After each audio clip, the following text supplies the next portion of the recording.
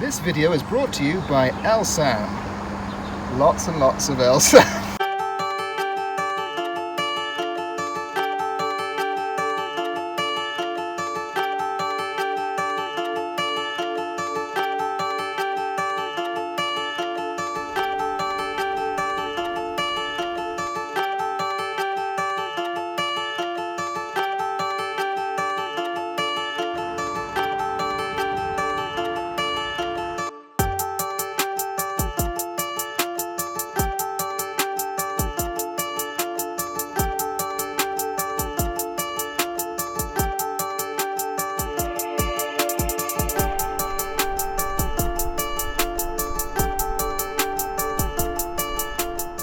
Right, well, welcome to the River Trent. This is a river I've been on for, about 6 or 7, even 8 months, I think. And here is where my boat is at the moment. It's hidden from view, you can't quite see it, but there's a couple of Dutch barges there, and it's behind one of them. And great marina, certainly handy because it's not only coming off this major river, but it's also very close to the town of Newark upon Trent. Over there is the sugar factory, and they say when you can actually smell it, when you can smell it burning, it's not a very nice smell, that burnt smell, that means that there's cold weather coming because it's a northwesterly wind coming across. So thankfully today it is a bit cold, but no smells. Well, I say there's no smells. So this is my toilet, guys. What am I doing?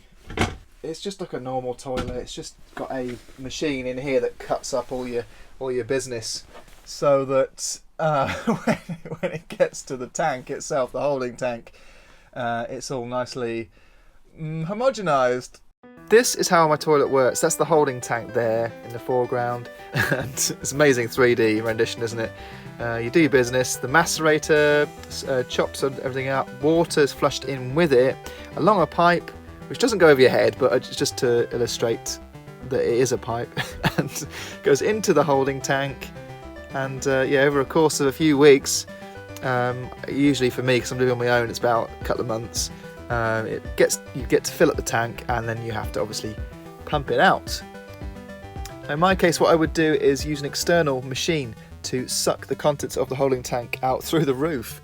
And that was causing me problems. I couldn't seem to empty the tank properly, and there was a vent that goes out the side of the boat that was just spluttering all over the place, and it was very, very rusty, so something wasn't right. Right then, I've just opened up the board on the tank. Now let's have a look at what is underneath this insulation bit here. Wow, I did not expect that.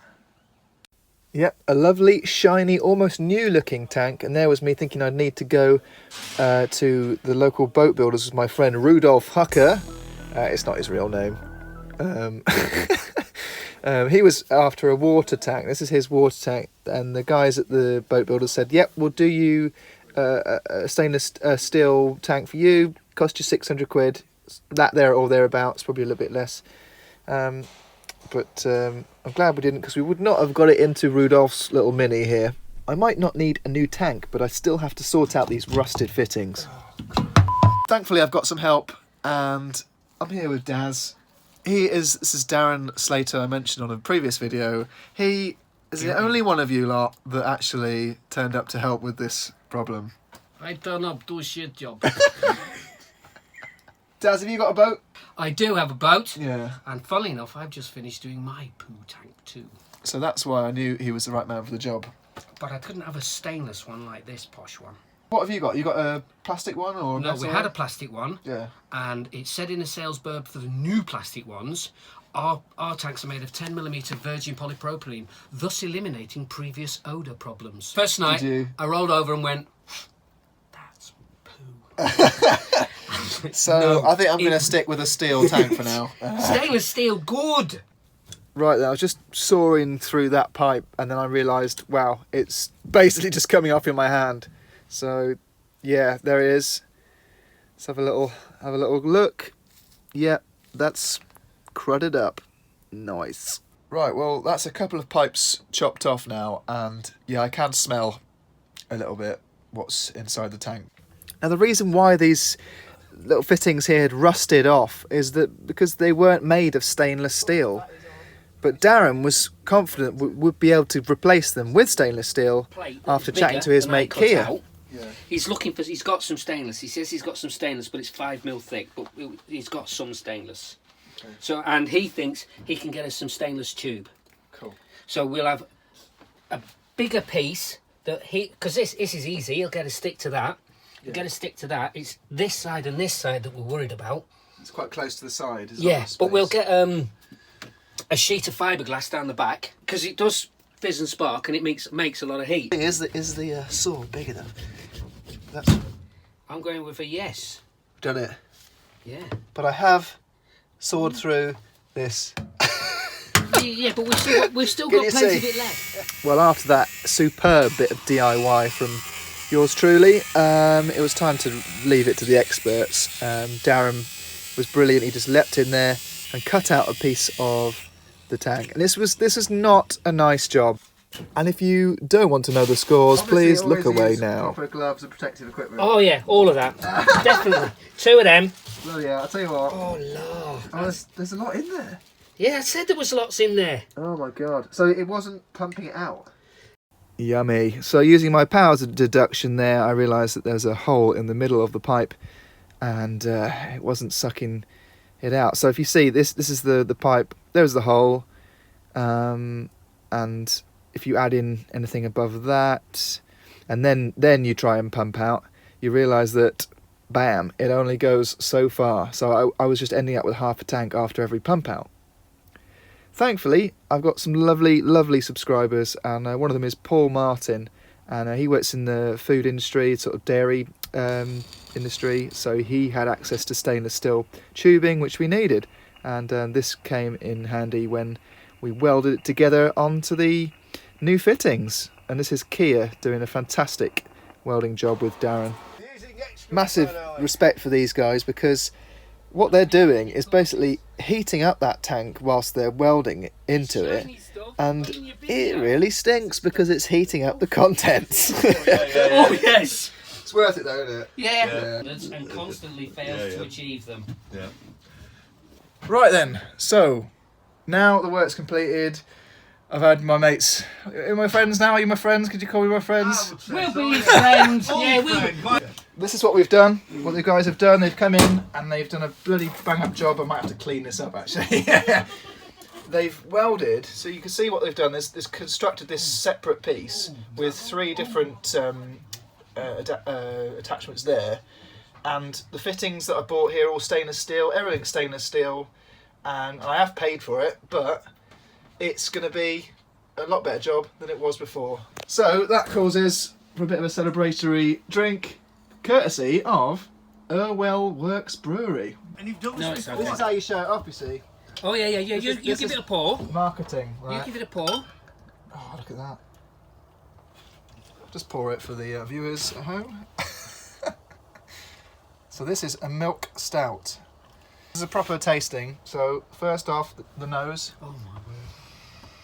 Yeah, get your nose right in there. Into shot, that's all that really matters, isn't it? Smells better than the. Oh, it's quite fizzy. There's a little bit more. Yeah, it's really, fizzier than I really thought nice. it would be. Take a proper mouthful. No, now we go for the proper mouthful. It's like beer. It is. It's like beer, but no beer that I've ever tasted. That's quite unique. I'll drink that. I'll finish that. Damning by weak praise, that. Here's the beer and for a finished toilet tank, and now I can actually have a crap. So that's great. Cheers. Not bad, is it? What do you reckon? It's good. I really like it. I'm not going to show you this bit, but this is the test. So just watch my face for the reaction. So I'm going to press the button, the flush button on my macerator toilet for the first time. Let's see if it works. It's filling up with water. It seems like it's working. Might have to press it again. That's the first flush. Now, if it's a bad job, we'll know about it because we'll have a bit of leakage or something. but no, that looks good to me. Great job there. Brilliant. As well as the delicious beer, we had some lovely little Scotch eggs as well, homemade by Darren's Mrs. Jojo. He's got some spare, doesn't he? So thanks, Jojo. Really appreciate that. Oh, lovely.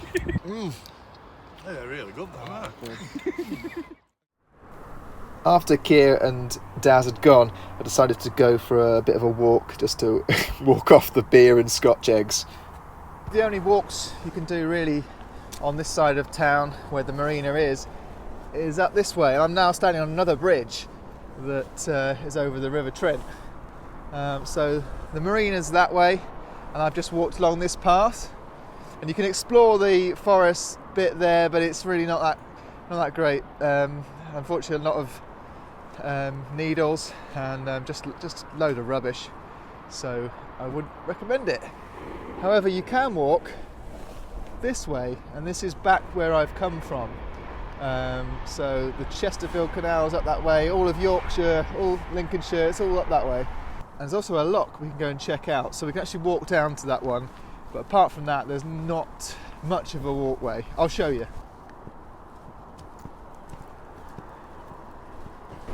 Alright, so here we are. This is Nether Lock, and it's the lock that's just just north of Newark as the River Trent winds its way out towards sea.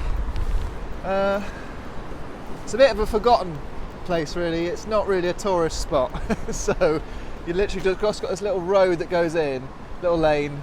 There's a house there and there's a few businesses around, quite industrial. It's funny, just as I've reached this lock, the wind has changed and I can really smell that burnt sugar beet smell. And then if that wasn't enough, just around the corner we've also got some kind of sewage water treatment works. So yeah, this is one of the smelliest walks I've ever been on. This is still the River Trent, and that's where I've come from again. And I've got under this great bridge here, which is a train. I think it's the Newark North Gate, if you know Newark very well. I think it's the North Gate line that goes to London. And yeah, underneath this windy bridge, heading back towards the sugar factory. And then we see Nether Lock again. There's a train going past now. That'll be going up to York, or that way anyway.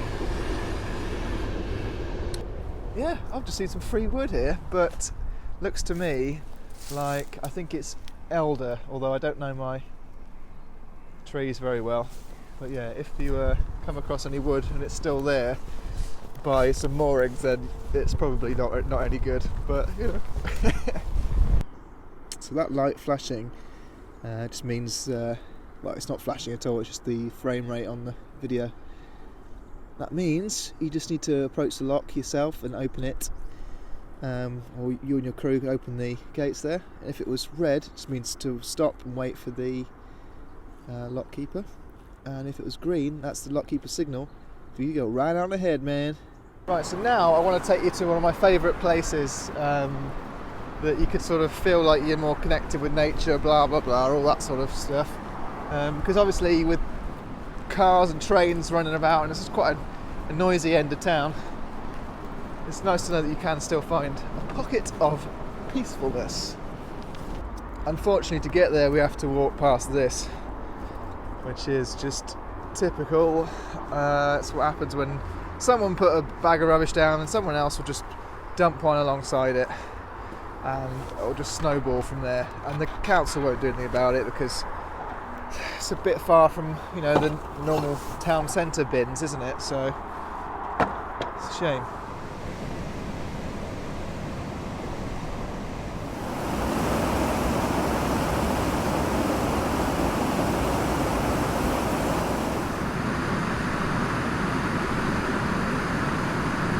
So here it is. This is my quiet place, my happy place at the moment, and that's just by a weir next to the lock.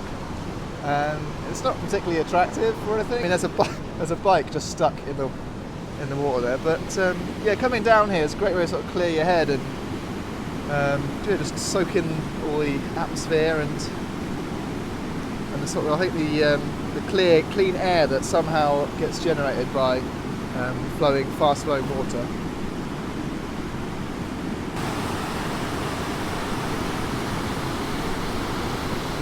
So just on from the weir, there is the British Sugar factory, and it says private property on that sign, but actually when this water is lower you can just wade across, or you can shimmy it along the bridge there.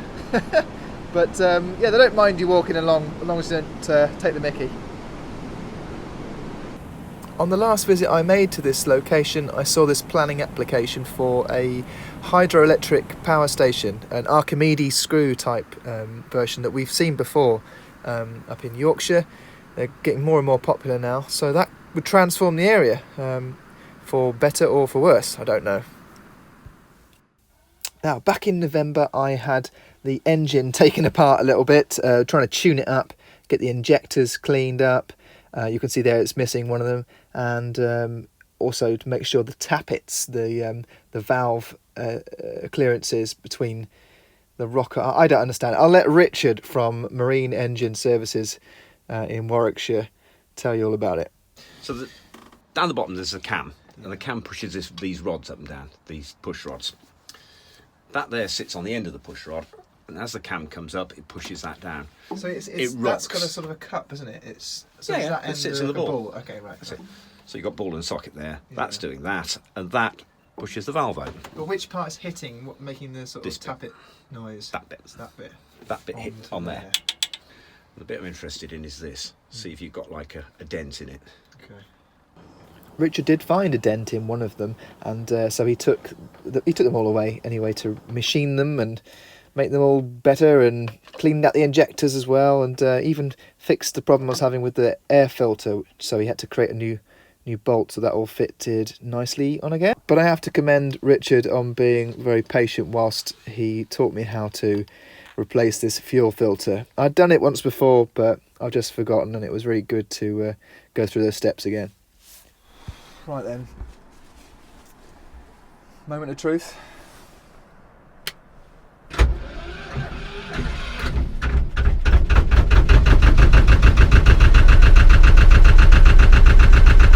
Go. Sounds all right.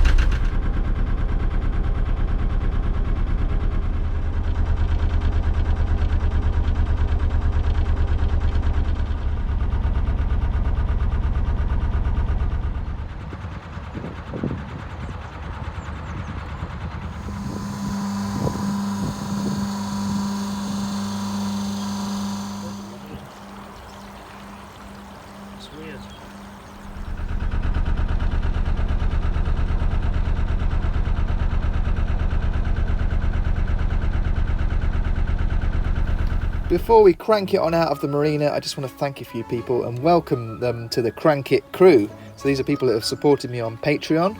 And so number one is Paul Haysom. Thank you, Paul. Then we've got Jonathan Good. Jonathan, thank you so much for your support. And then I want to also thank Dave Q. I think that's how you pronounce it, hopefully, or Dave K. I'm not sure that's how you say it, but thank you so much for supporting me for such a long time. And then we've got Peter Harris as well. Peter. Yes, welcome to the Crank It crew. It's the coolest club around. I've also got to embellish Paul Haysom's entry there because he's a producer, guys, so he gets a little bit more, just get some little red flags. A massive thank you to everyone who supported through Patreon. You're all absolutely bloody brilliant.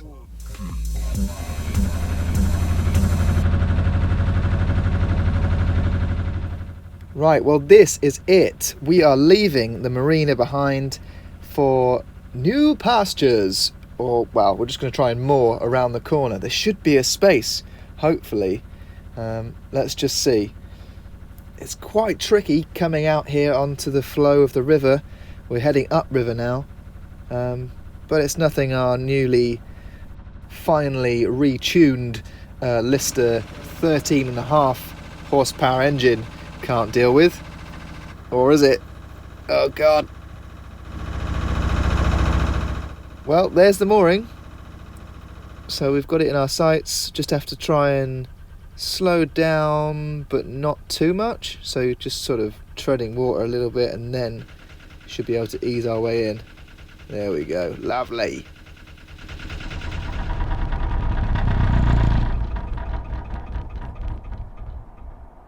Right, so here I am, made it to the visitor mooring in Newark, and currently it's actually winter moorings.